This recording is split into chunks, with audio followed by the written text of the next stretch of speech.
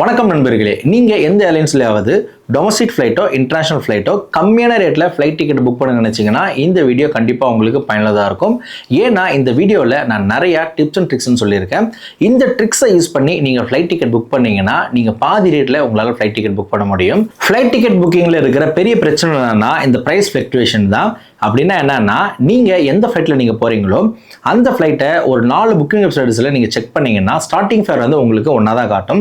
உதாரணமாக make my trip, Yatra, Goibibo, clear trip, இது போல் எந்த புக்கிங் வெப்சைட்ஸில் நீங்கள் ஃப்ளைட் டிக்கெட் புக் பண்ணிங்கன்னா ஸ்டார்டிங் ஃபேர் வந்து உங்களுக்கு ஒன்றா தான் காட்டும். ஆனால் எல்லா ப்ராசஸும் கம்ப்ளீட் பண்ணிட்டு நீங்கள் கடைசியாக பேமெண்ட் பண்ணுற அமௌண்ட் வந்து ஸ்டார்டிங் ஃபேருக்கும் நீங்கள் ஃபைனலாக பே பண்ணுறதுக்கும் நிறைய வித்தியாசம் வரும். ஏன்னா நிறைய சார்ஜஸ் வந்து இன்க்ளூட் பண்ணியிருப்பாங்க. ஏன்னு பார்த்தீங்கன்னா எல்லா புக்கிங் வெப்சைட்ஸ்லையுமே நம்ம கிட்ட இருந்து அமௌண்ட் எடுக்கிறதுக்காக நிறைய வழிமுறைகள் வந்து பயன்படுத்துகிறாங்க. உதாரணமாக கன்வீனியன்ஸ் சார்ஜஸ்ன்னு சொல்லிட்டு ஒரு 400 வந்து சார்ஜ் பண்ணுவாங்க. அதே போல் payment gateway, add on service, அடுத்தது வந்து இன்சூரன்ஸ், இது போல் நிறைய வழிகளில் நம்ம கிட்ட இருந்து அமௌண்ட் வந்து இன்க்ளூட் பண்ணி தான் ஃபைனல் ரேட் வந்து நம்மளுக்கு கொடுப்பாங்க. அதனால நீங்கள் பார்க்குற ஸ்டார்டிங் ஃபேருக்கும் நீங்கள் பே பண்ணுற கடைசி பேமெண்ட்டுக்கும் நிறைய வித்தியாசம் வரும். இந்த வீடியோவில் நம்ம என்ன பார்க்க போகிறோம்னா, எக்ஸ்ட்ரா சார்ஜஸ் எதுவுமே இல்லாமல் எப்படி வந்து கம்மியான ரேட்டில் ஃப்ளைட் டிக்கெட் புக் பண்ணுறதை பார்க்க போகிறோம். இந்த வீடியோ கண்டிப்பாக உங்களுக்கு பயனுள்ளதாக இருக்கும். இந்த வீடியோ போகிறதுக்கு முன்னாடி நம்ம சேனலை மறக்காமல் சப்ஸ்கிரைப் பண்ணிடுங்க. ஏன்னா நம்ம சேனலில் ஃப்ளைட் ட்ராவல் சம்பந்தமான எல்லா வீடியோ அப்லோட் செஞ்சுருக்கோம். வாங்க வீடியோக்குள்ள போகலாம். இதை தவிர நீங்கள் கிரெடிட் கார்டு யூஸ் பண்ணிருந்தீங்கன்னா கிரெடிட் கார்டில் வந்து உங்களுக்கு பாயிண்ட் வந்து கொடுப்பாங்க. அந்த பாயிண்ட் யூஸ் பண்ணி நீங்கள் ஃப்ளைட் டிக்கெட் புக் பண்ணுறதுக்காக வவுச்சர் வந்து அவைல் பண்ணிக்கலாம். அந்த வவுச்சர் யூஸ் பண்ணி நீங்கள் ஃப்ளைட் டிக்கெட் புக் பண்ணும்போது கம்மியான ரேட்டில் உங்களுக்கு ஃப்ளைட் கிடைக்கிறதுக்கான சான்சஸ் இருக்குது. இல்லைனா நீங்கள் எந்த பேங்க்கில் கிரெடிட் கார்டு வச்சுருக்கீங்களோ அந்த பேங்க்கோடைய ஆப் மூலிமா நீங்கள் வந்து ஃப்ளைட் டிக்கெட் புக் பண்ணும்போது அந்த கிரெடிட் கார்டுக்கிற பாயிண்ட்டை வந்து நீங்கள் யூஸ் பண்ணி நீங்கள் வந்து ஃப்ளைட் டிக்கெட் புக் பண்ணலாம். அப்படி நீங்கள் ஃப்ளைட் டிக்கெட் புக் பண்ணும்போது கம்மியான ரேட்டில் உங்களுக்கு வந்து ஃப்ளைட் டிக்கெட் கிடைக்கும். இது வந்து அடிஷனல் டிப்ஸ் அண்ட் ட்ரிக்ஸ். இப்போ நம்ம வந்து புக்கிங் ப்ராசஸ் போவோம். இப்போ நமக்கு எந்த புக்கிங் வெப்சைட்ஸில் எந்த ஆப்பில் ஃப்ளைட் டிக்கெட் புக் பண்ணணும்னு சொல்லிட்டு ஒரு கேள்வி வரும். இதுக்கு நான் ப்ரிஃபர் பண்ணியிருக்கிறது கம்பேரிசன் வெப்சைட். அதாவது one of the best comparison website வந்து ஸ்கை ஸ்கேனர். இந்த வீடியோவில் ஸ்கை ஸ்கேனரில் தான் நம்ம ஃப்ளைட் டிக்கெட் எப்படி புக் பண்ணணும் பார்க்க போகிறோம். நம்மளுக்கு ஒரு கேள்வி வரும், என்னன்னா ஸ்கை ஸ்கேனர் வந்து சேஃப் இல்லையா அப்படின்னு சொல்லிட்டு. ஸ்கை ஸ்கேனர் பொறுத்த வரைக்கும் கம்ப்ளீட் சேஃப் தான். ஏன்னா நீங்கள் ஸ்கை ஸ்கேனரில் வந்து அமௌண்ட் இதை பே பண்ண போகிறது கிடையாது. அதே போல் ஸ்கை ஸ்கேனரும் உங்களுக்கு வந்து ஃப்ளைட் டிக்கெட் புக் பண்ணாது. ஸ்கை ஸ்கேனர்ன்றது ஒரு கம்பேரிசன் வெப்சைட் தான். நீங்கள் எந்த ஃப்ளைட் நீங்கள் செக் பண்ணுறீங்களோ அந்த ஃப்ளைட்டுக்கு எந்தெந்த புக்கிங் வெப்சைட்ஸ்ல கம்மியான ரேட் வந்து இருக்கு அப்படின்னு சொல்லிட்டு உங்களுக்கு காட்டும்.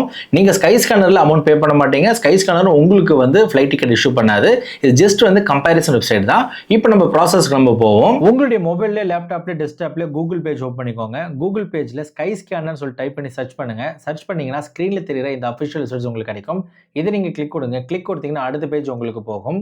இந்த பேஜ்ல உங்க ட்ரிப் வந்து ஒன் வேவா, ரவுண்ட் ட்ரிப்பா, மல்டி சிட்டின்னு சொல்லி சூஸ் பண்ணிக்கோங்க. இந்த வீடியோல நான் ஒன் வே ஃப்ளைட் தான் டிக்கெட் புக் பண்ண போறேன். அடுத்தது வந்து கீழே வந்து ஃப்ரம் டு நீங்கள் சூஸ் பண்ணணும். ஃப்ரம்ன்றது எந்த ஏர்போர்ட் நீங்கள் போகிறீங்களோ அந்த ஏர்போர்ட் சூஸ் பண்ணணும். இந்த வீடியோவில் நான் சென்னை டு கோவா ஃப்ளைட் தான் சூஸ் பண்ண போகிறேன். அதனால சென்னைன்னு சொல்லி நான் டைப் பண்ணிக்கிறேன். 2 அட்ரஸில் வந்து கோவா வந்து நான் சூஸ் பண்ணிக்கிறேன். நீங்கள் எந்த ஊருக்கு போகிறீங்களோ அந்த ஒரு ஏர்போர்ட்டை வந்து நீங்கள் டைப் பண்ணீங்கன்னா வரும். அதை நீங்கள் சூஸ் பண்ணிக்கோங்க. அடுத்தது எந்த டேட்டில் நீங்கள் ட்ராவல் பண்ணுறீங்கன்னு சொல்லிட்டு டேட் சூஸ் பண்ணணும். அதுக்கு வந்து டிபார்ச்சர் ஆப்ஷன் நீங்கள் கிளிக் கொடுத்தீங்கன்னா கேலண்டர் ஓப்பன் ஆகும். அந்த கேலண்டரில் எந்த டேட்டில் நீங்கள் ட்ராவல் பண்ண போகிறீங்களோ அந்த டேட்டை வந்து நீங்கள் சூஸ் பண்ணிக்கலாம். சூஸ் பண்ணுறதுக்கு முன்னாடி உங்களுக்காக ஒரு நோட்டிஃபிகேஷன் கொடுத்துருக்காங்க. என்னன்னா, அதில் பார்த்தீங்கன்னா red colour, green colour, orange கலரில் இருக்கும். அப்படின்னா என்ன அர்த்தம்னா, எதெல்லாம் வந்து க்ரீன் கலரில் இருக்கோ அதெல்லாம் வந்து லோ ஃபேர் இருக்குன்னு அர்த்தம். நீங்கள் அதை பார்த்து கூட நீங்கள் வந்து டேட் சூஸ் பண்ணிக்கலாம். அப்படி இல்லைனா ஒரு குறிப்பிட்ட டேட்டில் நீங்கள் ட்ராவல் பண்ணுறீங்கன்னா அந்த டேட்டை வந்து நீங்கள் சூஸ் பண்ணிக்கோங்க. சூஸ் பண்ணிட்டு கீழே வந்து அப்ளை என்ற ஆப்ஷன் இருக்கும். அதை நீங்கள் கொடுங்க. அடுத்தது எத்தனை பேசஞ்சர் ட்ராவல் பண்ணுறாங்கன்னு சூஸ் பண்ணணும். அதுக்கு வந்து டிராவலர்ஸ் அண்ட் கேபின் கிளாஸ்னு இருக்கும். அதை நீங்கள் கிளிக் கொடுங்க. கிளிக் கொடுத்தீங்கன்னா ஒரு பாப்அப் மெசேஜ் வரும். அதில் வந்து எத்தனை அடல்ட் ட்ராவல் பண்ணுறாங்க, எத்தனை சில்ட்ரன் ட்ராவல் பண்ணுறாங்கன்னு சொல்லிட்டு நீங்கள் ஆட் பண்ணிக்கலாம். ரைட் சைடு ஒரு ஆப்ஷனை வந்து நீங்கள் ப்ளஸ் கொடுத்தீங்கன்னா ஆட் ஆகிட்டே இருக்கும். இந்த வீடியோவில் நான் ஒரு அடல்ட் மட்டும் தான் ஃப்ளைட் டிக்கெட் புக் பண்ண போகிறேன். அதனால் வந்து ஒரு அடல்ட் மட்டும் சூஸ் பண்ணிக்கிறேன். சூஸ் பண்ணிட்டு கீழே வந்து அப்ளை கொடுக்கணும். அப்ளை கொடுத்துட்டு சர்ச் கொடுத்தீங்கன்னா அடுத்த பேஜ் உங்களுக்கு போகும். இந்த பேஜில் எந்த டேட்டை வந்து நீங்கள் சூஸ் பண்ணீங்களோ அந்த டேட்டில் சென்னையிலேருந்து கோவாவுக்கு ஆப்ரேட் பண்ணுற எல்லா ஃப்ளைட் டீல்ஸுமே இருக்கும். இதை நீங்கள் கோ த்ரூ பண்ணிவிட்டு இதில் வந்து எந்த ஃப்ளைட் நீங்கள் ட்ராவல் பண்ண போகிறீங்களோ அந்த ஃப்ளைட்டை வந்து நீங்கள் கிளிக் கொடுத்துக்கலாம். இதில் ஃபில்டர் ஆப்ஷன் இருக்குது. மேலே பார்த்தீங்கன்னா பெஸ்ட்டு, சீப்பஸ்ட்டு, ஃபாஸ்டஸ்ட் அப்படின்னு இருக்குது. அதை நீங்கள் சீப்பஸ்ட் நீங்கள் கிளிக் கொடுத்தீங்கன்னா கம்மியான ரேட்டு எதுவோ அது மட்டும் ஃபஸ்ட்டு இருக்கும். அது தொடர்ந்து உங்களுக்கு இன்க்ரீஸ் ஆகிட்டே இருக்கும். இதை போல் நீங்கள் ஃபில்டர் பண்ணி நீங்கள் எடுத்துக்கலாம். நான் வந்து இதில் ஃபஸ்ட் ஆப்ஷன் தான் நான் கிளிக் கொடுக்குறேன். அதை நான் கிளிக் கொடுத்தேன்னா அடுத்த பேஜ் போகும். இதுதான் ரொம்ப முக்கியமான பேஜ். ஏன்னு பார்த்தீங்கன்னா, நம்ம வந்து எந்த ஃப்ளைட்டை வந்து நம்ம சூஸ் பண்ணோமோ அந்த ஃப்ளைட்டை இருக்கிற வெப்சைட் அட்ரஸ் எல்லாமே கம்பேர் பண்ணி எது வந்து கம்மியான ரேட்டில் கொடுக்குறாங்களோ அந்த வெப்சைட் அட்ரஸ் வந்து உங்களுக்கு ஃபஸ்ட்டு இருக்கும். அதுக்கு கீழே வந்து உங்களுக்கு இன்க்ரீஸ் ஆகிட்டே இருக்கும். உதாரணமாக இந்த ஃப்ளைட்டில் பார்த்தீங்கன்னா இண்டிகோ ஏர்லைன்ஸில் 3860 ரூபாய்க்கு வந்து உங்களுக்கு கொடுக்குறாங்க. அடுத்து வந்து கிளே ட்ரிப்பில் பார்த்தீங்கன்னா 3946 ரூபாய்க்கு வந்து உங்களுக்கு கொடுக்குறாங்க. இதே போல் மேக் மை ட்ரிப்லையும் 3946 ரூபா. இதில் என்ன ஒரு ஹைலைட் பார்த்தீங்கன்னா, எல்லா புக்கிங் வெப்சைட்ஸ்லையும் உங்களுக்கு வந்து ஸ்டார்டிங் ஃபேர் ஒன்று இருக்கும், ஆனால் எண்ட் ஃபேர் வந்து உங்களுக்கு வந்து அதிகமாக இருக்கும். அதாவது நிறைய கன்வீனியன்ஸ் சார்ஜஸ்லாம் உங்களுக்கு ஆட் பண்ணி தான் உங்களுக்கு வந்து டிக்கெட் வந்து கொடுப்பாங்க. ஆனால் ஸ்கை ஸ்கேனரில் என்ன ஃபேர் வந்து உங்களுக்கு வந்து ஸ்டார்டிங் ஃபேராக காட்டுதோ அந்த ஃபேர் தான் உங்களுக்கு வந்து ஃபைனல் ஃபேராகவே இருக்கும். உதாரணமாக மேக் மை ட்ரிப் எடுத்துப்போம். மேக் மை ட்ரிப்பில் வந்து ஸ்டார்டிங் ஃபேர் வந்து 3946 ரூபா. இதோடைய ஃபைனல் ஃபேர் எவ்வளோ இருக்குன்னு சொல்லிட்டு நம்ம இப்போ செக் பண்ணுவோம். அதுக்கு முன்னாடி நான் ஏற்கனவே சொன்ன மாதிரி இந்த ஸ்கை ஸ்கேனர் வந்து ஒரு கம்பேரிசன் வெப்சைட் தான் தவிர இதில் நீங்கள் ஃப்ளைட் டிக்கெட் புக் பண்ண முடியாது. இதில் இருக்கிற எந்த புக்கிங் வெப்சைட்ஸ் நீங்கள் கிளிக் கொடுத்தாலும் அதோடைய அஃபிஷியல் பேஜுக்கு உங்களுக்கு கொண்டு போகும். அதே போல் நான் மேக் மை ட்ரிப் நான் கிளிக் கொடுத்தா ஆட்டோமேட்டிக்காக மேக் மை ட்ரிப்போடைய அஃபிஷியல் பேஜுக்கு தான் இதை கொண்டு போகும். நான் கிளிக் கொடுக்குறேன், டேரெக்டாக அஃபிஷியல் வெப்சைட்ஸ் கொண்டு போகுது. இந்த பேஜில் ரைட்டில் பார்த்தீங்கன்னா ஃபேர் சம்மரி அப்படின்னு இருக்கும். அதில் பார்த்தீங்கன்னா உங்களுக்கு 450 ரூபீஸ் டிஸ்கவுண்ட் கொடுத்துருக்காங்க. இது வந்து 450ன்றது ஸ்கை ஸ்கேனர் மூலிமா நீங்கள் டிக்கெட் புக் பண்ணுறதுனால டிஸ்கவுண்ட். அதனால் உங்களுடைய ஃபைனல் ஃபேர் வந்து 3946 ரூபா தான். இருந்தாலும் பேமெண்ட் போகும்போது நம்ம கடைசியில் பார்ப்போம். அடுத்து வந்து கீழே வந்து ஸ்க்ரோல் பண்ணுங்கள், பேசன் நேம்லாம் கொடுங்க.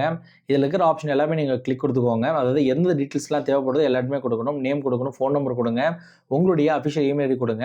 அடுத்தது எந்த ஒரு ஆட் ஆன் சர்வீஸுமே இதில் ஆட் பண்ணாதீங்க. ஏன்னா ஒவ்வொரு ஆட் ஆன் சர்வீஸும் ஆட் பண்ணும்போது அடிஷ்னலாக வந்து நீங்கள் அமௌண்ட் பே பண்ணுற மாதிரி இருக்கும். அதனால் எல்லா ஆட் ஆன் சர்வீஸுமே நான் வந்து ஸ்கிப் பண்ணுறேன். எல்லாத்தையும் நான் ஸ்கிப் பண்ணிவிட்டு நான் கடைசியாக வந்து நான் பேமெண்ட் போகும்போது என்னுடைய ஃபைனல் ஃபேர் எவ்வளோ இருக்குன்னு பார்த்தீங்கன்னா, நான் உங்ககிட்ட ஏற்கனவே சொன்ன மாதிரி 3946 தான் சார்ஜ் பண்ணுறாங்க. எப்படி வந்து ஸ்கை ஸ்கேனரில் வந்து உங்களுக்கு ஸ்டார்டிங்கில் எவ்வளோ அமௌண்ட் காட்டுச்சோ அதே அமௌண்ட் தான் உங்களுக்கு வந்து ஃபைனல் அமௌண்ட்டாக இருக்கும். இப்போ நம்ம மேக் மை ட்ரிப்போடைய அஃபிஷியல் வெப்சைட்ஸில் நம்ம தனியாக புக் பண்ணி பார்ப்போம். அப்போ தான் வந்து எவ்வளோ அதிகமாக இருக்குன்னு சொல்லிட்டு நம்மளுக்கு தெரியும். அதுக்காக நான் மேக் மை ட்ரிப்போடைய அஃபிஷியல் வெப்சைட்ஸ் ஓப்பன் பண்ணுறேன்.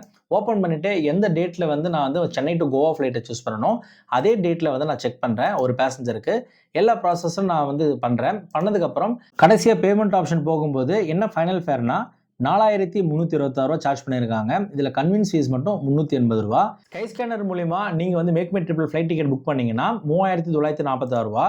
இதே நீங்கள் மேக் மை ட்ரிப்பில் நீங்களே வந்து வெப்சைட்ஸ் ஓப்பன் பண்ணி ஃப்ளைட் டிக்கெட் புக் பண்ணிங்கன்னா 4326 ரூபா ஆகுது. கிட்டத்தட்ட 400 ரூபா உங்களுக்கு வந்து வித்தியாசம் வருது. இது போல் நீங்களும் ஸ்கை ஸ்கேனர் மூலிமா ஃப்ளைட் டிக்கெட் புக் பண்ணிங்கன்னா கண்டிப்பாக கன்வீனியன்ஸ் சார்ஜஸ் இல்லாமல் உங்களால் ஃப்ளைட் டிக்கெட் வந்து புக் பண்ண முடியும். அடுத்தது ஸ்கை ஸ்கேனரில் எப்படி வந்து அட்வான்டேஜ் இருக்கோ அதே போல் டிஸ்அட்வான்டேஜ் இருக்குது. என்ன டிஸ்அட்வான்டேஜ்னா, நீங்கள் வந்து ஸ்கை ஸ்கேனரில் ஃப்ளைட் நீங்கள் செக் பண்ணிங்கன்னா எந்த டேட்டில் நீங்கள் செக் பண்ணுறீங்களோ அன்றைக்கி ஆப்ரேட் பண்ணுற எல்லா ஃப்ளைட் டீட்டெயில்ஸுமே ஸ்கை ஸ்கேனர் வந்து ப்ரொவைட் பண்ணாது. ஸ்கை ஸ்கேனரில் ப்ரொவைட் பண்ண டீட்டெயில்ஸ் வந்து எந்தெந்த ஃப்ளைட்லாம் ஆஃபர் வந்து இருக்கோ அது மட்டும் தான் உங்களுக்கு வந்து ப்ரொவைட் பண்ணுவாங்க. உதாரணமாக இந்த ஃப்ளைட் நீங்கள் எடுத்துக்கோங்க, அதாவது சென்னை டு கோவா ஃப்ளைட் வந்து எடுத்துக்கோங்க.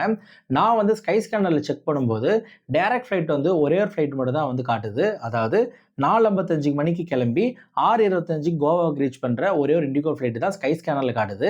ஆனால் உண்மையிலே பார்த்தீங்கன்னா 2 டைரக்ட் ஃப்ளைட் வந்து ஆப்ரேட் பண்ணுறாங்க இண்டிகோ. அந்த 2 ஃப்ளைட்டுமே உங்களுக்கு வந்து காட்டாது. ஏன்னு பார்த்தீங்கன்னா 2வது ஃப்ளைட்டுக்கு ஸ்கை ஸ்கேனரால் உங்களால் ஆஃபர் கொடுக்க முடியாது. அந்த ரீசன்னால ஒரே ஒரு ஃப்ளைட் மட்டும் தான் உங்களுக்கு காட்டும். ஆனால் அல்டிமேட்டாக நமக்கு வந்து ஃப்ளைட் வந்து கம்மியான ரேட்டில் புக் பண்ணும்போது நம்ம வந்து ஸ்கை ஸ்கேனரை சூஸ் பண்ணுறது தான் நல்லது. ஏன்னா ஸ்கை ஸ்கேனரை சூஸ் பண்ணும்போது எதெல்லாம் ஆஃபர்லேருந்து உங்களுக்கு வந்து ஃப்ளைட் இருக்கோ அதை மட்டும் தான் உங்களுக்கு டிஸ்பிளே காட்டும். அந்த ஃப்ளைட்டை நீங்கள் சூஸ் பண்ணுறதுனால கண்டிப்பாக நீங்கள் கன்வீனியன்ஸ் சார்ஜஸ் இல்லாமல், அதாவது எந்த ஒரு அடிஷனல் அமௌண்ட் இல்லாமல் உங்களால் ஃப்ளைட்டை வந்து டிக்கெட் புக் பண்ண முடியும். நான் கொடுத்த இன்ஃபர்மேஷன் கண்டிப்பாக உங்களுக்கு பயனுள்ளதாக இருக்குன்னு நம்புறேன். உங்களுடைய ஃப்ரெண்ட்ஸ் அண்ட் ஃபேமிலி யாராவது ஃப்ளைட்டை ட்ராவல் பண்ணுறாங்களோ அவங்களுக்கு ஷேர் பண்ணி கண்டிப்பாக அவங்களுக்கு பயனுள்ளதாக இருக்கட்டும். உங்களுக்கு ஃப்ளைட் ட்ராவல் பற்றி வேறு எந்த டவுட் இருந்தாலும் கமெண்ட் செக்ஷனில் கமெண்ட் பண்ணுங்க, கண்டிப்பாக அவங்க அப்ளை பண்ணுவேன். மேலும் ஃப்ளைட் ட்ராவல் சம்பந்தமான எந்த ஒரு வீடியோக்கு நம்ம சேனல் மறக்காமல் சப்ஸ்கிரைப் பண்ணிடுங்க. நன்றி, வணக்கம்.